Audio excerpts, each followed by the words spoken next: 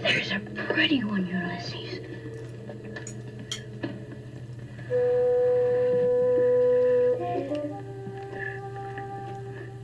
There it is. Hello BookTube, I'm Sean the Book Maniac. Welcome back to my channel. Here I am with a kind of an unusual video, but I felt moved to do kind of a reaction video to an article I saw last night on LitHub, which is, everybody knows lithub.com. I don't check it daily. I think it's great. I would much rather read books than read articles about books, but it's a great webpage. And I did notice their post from yesterday by Emily Temple, 11 great books you probably haven't read but should. And I scanned it and I thought, oh, most of these I don't know about. I'm gonna make a video talking about them, and I'm gonna stalk my BookTube besties and other social media bookish friends on Goodreads to see who's read them and who liked them and whether they sound like Sean books and whether I might read them in 2021 or beyond. So let's get started. The link to the article will be in the show notes, of course. If you know me, if you know my channel, you know that I am drawn to obscure books. If nobody else is talking about it, I'm interested in giving it a try, because I like to be special that way. So this article did catch my eye, as the title says, 11 books. The first one is nonfiction by Jonathan Renars, Past Sense, Historical Perspectives on Smell. So that is a work of medical history, a cultural history of smell. That sounds interesting. It wouldn't be my first pick off the list, but let's see who's read it. Published in 2014. Has a 4-star rating on Goodreads. 300 pages. None of my friends have read it. So that makes it sound like a Sean book. Not for Nonfiction November 2020, but possibly for Nonfiction November 2021. A Cultural History of Smell. Yeah, probably going to be one of the lower ones on the list, but I would like to keep track of it. Next is, now are these all nonfiction? They're not. Good. The next one is also nonfiction. History in English Words by Owen Barfield. The cover that they feature in the article looks like a beat-up old Faber paperback. So that sounds like it's not a brand new book. First published in 1953. A historical excursion to the English language. Lots to do with word origins, philology, etymology. Now that sounds like a Sean book. Yeah, let's see. According to Goodreads, W.H. Auden wrote the foreword, but it's spelled like backward forward. So let me fix that, because that drives me crazy. I have library privileges, so I am going to... Can't stand that. Forward. Come on, people. All right. So, you can thank me for correcting the spelling of forward in the Goodreads entry. 220 pages. Looks like it's been constantly in print since it was first published. Again, none of my friends have read it. I would like to try that one. That one is going to be probably number 1 on my nonfiction. That's my prediction. Next is a fantasy novel, The Iron Dragon's Daughter by Michael Stanwyck. I am not going to read the description. I am not interested. Skip. Next we have a slim modernist novel set in Palestine. Men in the Sun by Gassan Kanafani, translated by Hilary Kilpatrick. Already I'm interested. So, story of the lives of 3 Palestinian men trying to sneak into Kuwait by hiding in the back of a tanker truck. It's not that new because the author was assassinated by the Mossad in Beirut in 1972.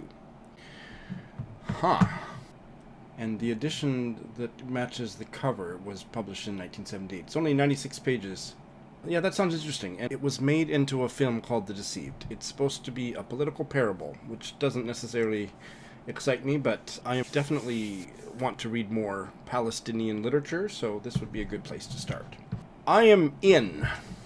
Well, 8 of my friends have reviewed it, and they were all 4 or 5-star ratings. None of them, I don't think, are booktubers. Interesting. Okay. Next, a book by Mary McCarthy, Venice Observed. And this is a very personal history of Venice. So it's not kind of like travel writing, travel memoir. I don't know if she lived there I have read her The Group and loved it, and I will be reading a collection of her short fiction later this year. Let's see what other people have to say about this particular book. It has a 3.5 rating. It's 160 pages. Originally published in 1963. And none of my friends seem to have read it. Oh, I've forgotten her name, but she had a BookTube channel when I first joined BookTube, and she's been long gone. And she's currently reading it. I don't remember her channel name or anything, but I recognize her face. But I'm not really interested in reading about a city in Italy. I'm interested in what Mary McCarthy has to say about pretty much anything, but I would probably want to read all of her fiction and all of her essays before I read a full-length book about Venice, to be honest. Next is a NYRB book, Notes of a Crocodile by Q Maojin, translated from Chinese by Bonnie Hui. And I've heard about this book, and it's a queer book from Taiwan that I don't think will be a Sean book. It sounds very experimental. Dan from the Weird Book Club and Michael Kitto and Derek from Read the World have a fascinating 2-hour-long discussion, which I'm about an hour through watching, very, very much enjoying. I'll put a link in the show notes. They talked about this book. In fact, that's just about where I stopped. And the people that, I think it was Michael that had read it, and he really liked it. I have heard very mixed reviews, and I'm interested in queer life in Taiwan for sure, so it's probably something I should try. But most of the reviews that I've heard that were either positive or negative made me think, probably don't need to try that. Do you agree or disagree if you've read the book? But I don't think it's a Sean book, despite the subject matter. Next we have a novel whose title makes me think it's non-fiction, but it's The Epicure's Lament by Kate Christensen, and Emily Temple says she doesn't understand why more people don't read and talk about this 2004 novel that she says she read 10 years ago and still thinks about it on a weekly basis.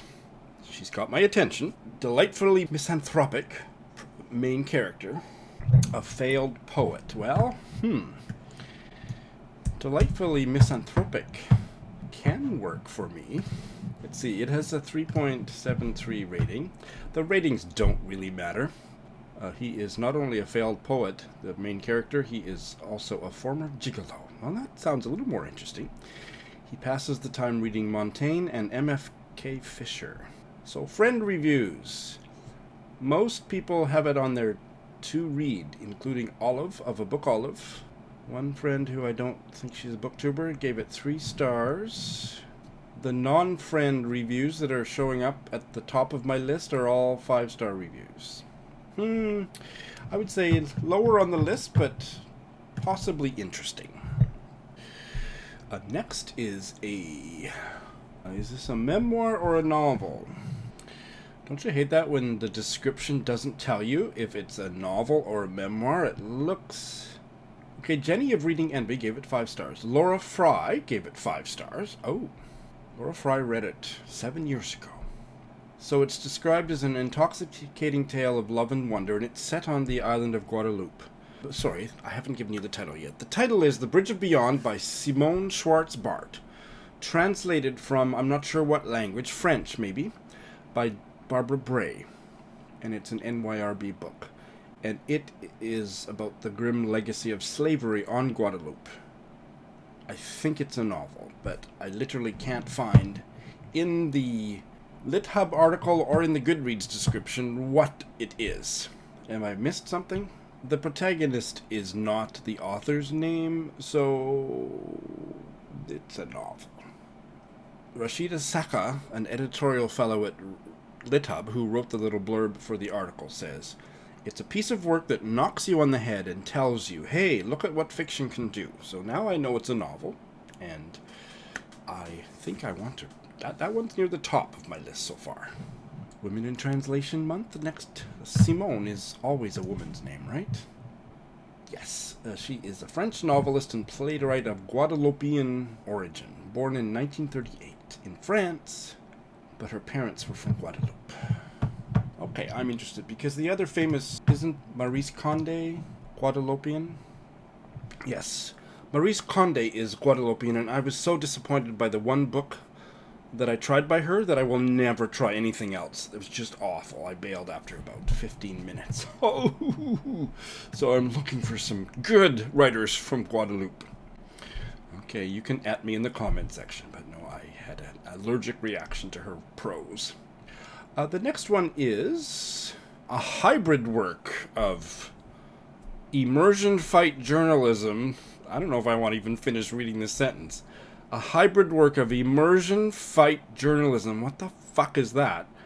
Philosophical inquiry and partially fictionalized memoir. Nope, I don't want to. And also the most interesting sports book that the person Dan Sheehan of LitHub has ever read. Don't need to read any more about that. No thank you! That sounds about as appealing as a root canal to Sean the Book Maniac. So let's move on, shall we? Ooh. The next one is an American novel, Cassandra at the Wedding by Dorothy Baker. It's been on my radar, but I thought it was by an African-American writer. It's not. It's about a graduate student at Berkeley, Cassandra, who is lesbian, brilliant, nerve-wracked, and miserable. I don't think I need to read any more, but she is now traveling back to her family ranch in the foothills of the Sierras to attend her twin sister Judith's wedding. Oh, that sounds fabulous. I didn't know. When was it published? It's a tragicomic novella. First published 1962. Oh. Okay, that is definitely a 2021 read. Somehow I had that mixed up with another book, and I am that much more interested. I have 38 of my friends that have reviewed it, and I see here, Leah in Calgary gave it 5 stars.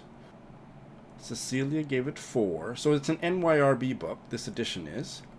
Those are the only ones I see here that have read it of my friends. I'm going to read that one next year. The next one is Philip Pullman. I'm not interested in whatever he writes, children's literature or something. But this is a chapter book. One of my favorite childhood reads. No, I don't read children's literature. What? Do you think I am a child?